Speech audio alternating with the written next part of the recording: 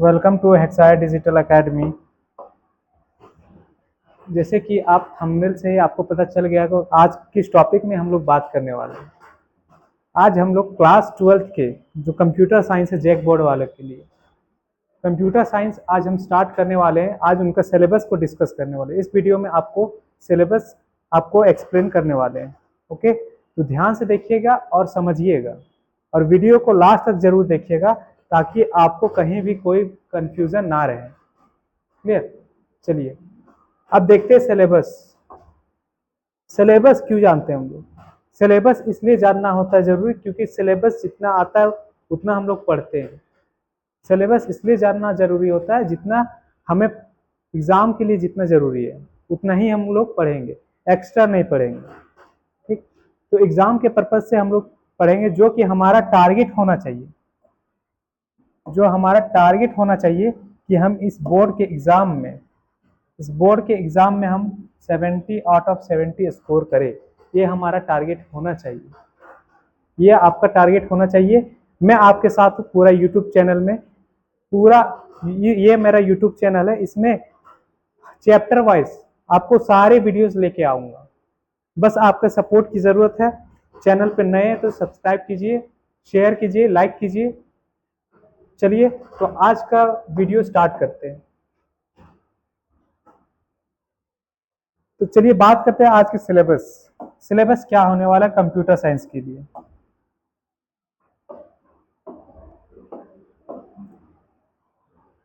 There are 5 units. इसके अंदर आपको कितना यूनिट्स मिलेगा? 5 यूनिट्स मिलेगा। पहला यूनिट हमारा C plus plus programming.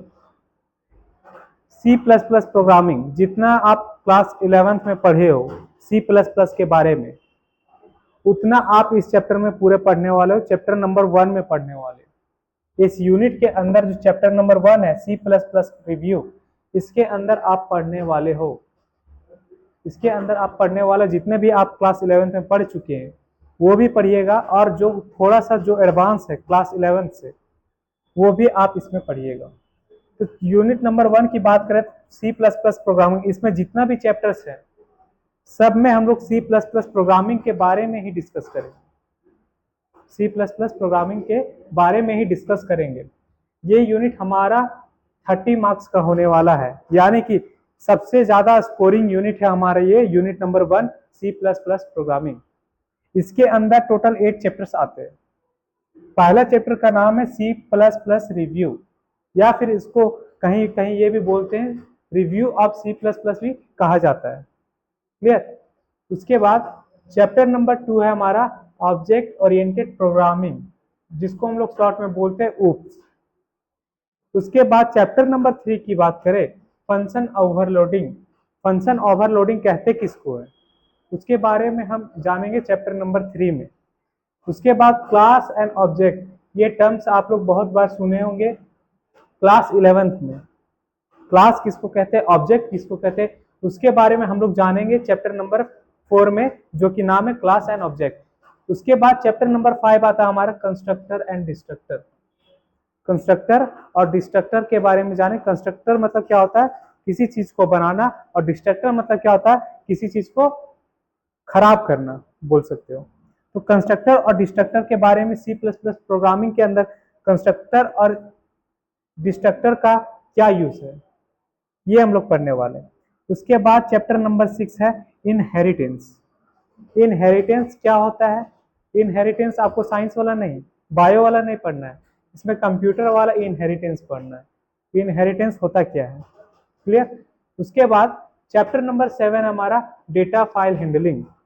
Data को जो भी फाइल हम स्टोर करते हैं अपने कंप्यूटर सिस्टम में उसको हम कैसे मैनेज करते हैं, कैसे हम स्टोर करते हैं, वो चैप्टर नंबर 7 में पढ़ने वाले हैं। उसके बाद है लास्ट चैप्टर इस यूनिट का, जो कि है पॉइंटर। पॉइंटर किसको कहते हैं, इससे बहुत बार क्वेश्चन भी आता है। पॉइंटर से फिक्स है क्वेश्चन आता है। तो ये सारे हम लोग एक एक करके वीडियो आपके लिए सारे चैप्टर का लेके आएंगे, बस आपका सपोर्ट बना रहना चाहिए। ओके, चलिए अब नेक्स्ट यूनिट की बात करते हैं। यूनिट नंबर 2 जो कि हमारा होने वाला है डेटा स्ट्रक्चर। यूनिट नंबर 2 हमारा होने वाला है डेटा स्ट्रक्चर। डेटा स्ट्रक्चर किसे कहते हैं? डेटा स्ट्रक्चर जो कि हमारा 16 मार्क्स का होने वाला है। इस यूनिट से हम लोग 16 मार्क्स गेन कर सकते हैं। इसमें पहला चैप्टर की अगर बात करें तो इसमें पहला चैप्टर की बात करें तो इसका नाम है एरे, जो 9 चैप्टर भी बोल सकते हो, 8 के बाद 9। ओके, उसके बाद है दूसरा चैप्टर इस यूनिट के अंदर linked list, stack and queues. Linked list, stack और क्यूज किसे कहते हैं, इसके बारे में हम लोग डिस्कस करेंगे इस चैप्टर नंबर 10 में। क्लियर? उसके बाद है यूनिट नंबर 3। यूनिट नंबर 3 में नाम क्या है? Database and SQL. इसमें हम लोग डेटाबेस किसको कहते हैं, एसक्यूएल के बारे में पढ़ेंगे, जो कि ये यूनिट हमको कितना मार्क्स देने वाला है? 8 मार्क्स टोटल देने वाला है, जिसमें चैप्टर नंबर 1 होगा कॉन्सेप्ट ऑफ डेटाबेस। डेटाबेस पहले कहते किसको है, सारा कॉन्सेप्ट हम इस चैप्टर में देखेंगे, जो कि चैप्टर नंबर हमारा 11th होने वाला है। क्लियर? उसके बाद है चैप्टर नंबर 12 जो कि एसक्यूएल। एसक्यूएल किसे कहते हैं? इसका फुल फॉर्म होता है structure query language. Structure query language होता क्या है, इसके बारे में हम लोग इस चैप्टर में पढ़ने वाले, यानी कि चैप्टर नंबर 12 में हम लोग पढ़ने वाले हैं। उसके बाद यूनिट नंबर 4 की बात करें, जिसका नाम है बूलियन अलजेब्रा। इससे हर साल क्वेश्चन, मैक्सिमम क्वेश्चन पूछा जाता है बूलियन अलजेब्रा से, और बहुत ही ज्यादा स्कोरिंग चैप्टर है ये हमारा। ये यूनिट से हमको 8 मार्क्स मिलता है, जो कि ये अकेला चैप्टर है बूलियन अलजेब्रा, यानी कि यूनिट का भी नाम सेम है और चैप्टर का भी नाम सेम है, जो कि चैप्टर नंबर 13 इसको बोल सकते हो। क्लियर? उसके बाद यूनिट नंबर 5 की बात करें तो यूनिट नंबर 5 का नाम है कम्युनिकेशन एंड नेटवर्किंग। कम्युनिकेशन किसको कहते हैं, नेटवर्किंग किसको कहते हैं, उसके बारे में हम लोग यूनिट नंबर 5 में पढ़ने वाले हैं। क्लियर? उसके बाद बात करें तो ये यूनिट नंबर 5 हमको 8 मार्क्स देने वाला है, ये भी हमारा स्कोरिंग चैप्टर बोल सकते हो, जो कि ये हमारा चैप्टर का भी नाम है हमारा कम्युनिकेशन एंड नेटवर्किंग। और टोटल मार्क्स जोड़ोगे तो ये टोटल हमारा 70 मार्क्स का हो जाएगा, और जो 30 मार्क्स है वो आपको कॉलेज से प्रैक्टिकल दिया जाता है। क्लियर? चलिए, उसके बाद अब बात करते हैं एग्जाम पैटर्न की। एग्जाम का पैटर्न क्या होता है, एग्जाम में किस तरह से क्वेश्चन पूछे जाते हैं। अगर बात करें पैटर्न तो कभी कभी बदलते रहता है, लेकिन अगर लेटेस्ट पैटर्न की बात करें जो अभी चल रहा है उसकी बात करें तो इसमें आपको 4 सेक्शन दिया जाता है। कितना सेक्शन? 4 सेक्शन दिया जाता है। सेक्शन ए, सबसे पहला सेक्शन ए दिया जाता है, जिसमें हमको एमसीक्यू बेस्ड क्वेश्चन दिया जाता है, ऑब्जेक्टिव क्वेश्चन दिया जाता है, जो कि कितना होता है? 25 होता है, और जो 1 मार्क्स का होता है। तो टोटल इससे 25 मार्क्स हम लोग ला सकते हैं। क्लियर? उसके बाद बात करते हैं सेक्शन बी की, तो ये 1 मार्क्स क्वेश्चन होता है। ये हमारा 1 मार्क्स का क्वेश्चन होता है, यानी कि बोल सकते हैं 1 वर्ड क्वेश्चन होता है। इसमें आपको 9 क्वेश्चन दिया जाएगा, जिसमें आपको कितना बनाना होता है? 7 क्वेश्चन बनाना होता है, और इसमें मार्क्स हम कितना स्कोर कर सकते हैं? 7 मार्क्स को स्कोर कर सकते हैं। क्लियर? चलिए, अब नेक्स्ट की अगर बात करें, अब आता है section C. Section C, section C में क्या है? इसमें 3 मार्क्स क्वेश्चन होते हैं। जो 3 मार्क्स क्वेश्चन जितने भी हमारे होते हैं वो सेक्शन सी में पूछा जाएगा, जो कि कितना क्वेश्चन देगा? टोटल 8 नंबर क्वेश्चन दिया जाएगा, जिसमें आपको 6 आपको अटेम्प्ट करना रहेगा। तो ये 6 क्वेश्चन आपको अटेम्प्ट करना रहेगा, जो कि 3 मार्क्स का रहेगा।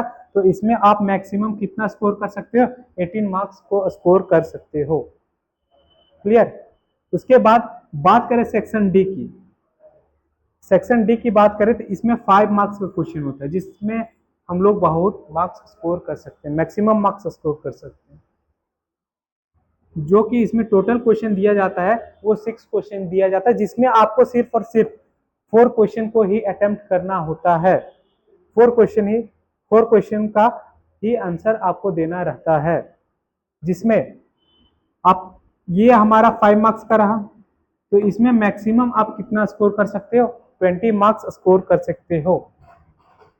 अब बात करते हैं ड्यूरेशन, समय हम लोग को एग्जाम में कितना दिया जाएगा सर।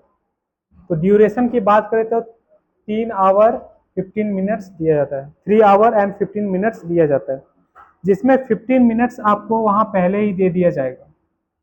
उसमें क्या करना है आपको, इसमें आपको क्वेश्चन को अच्छे से पढ़ना है, समय को मैनेज करना पड़ेगा आप लोग को।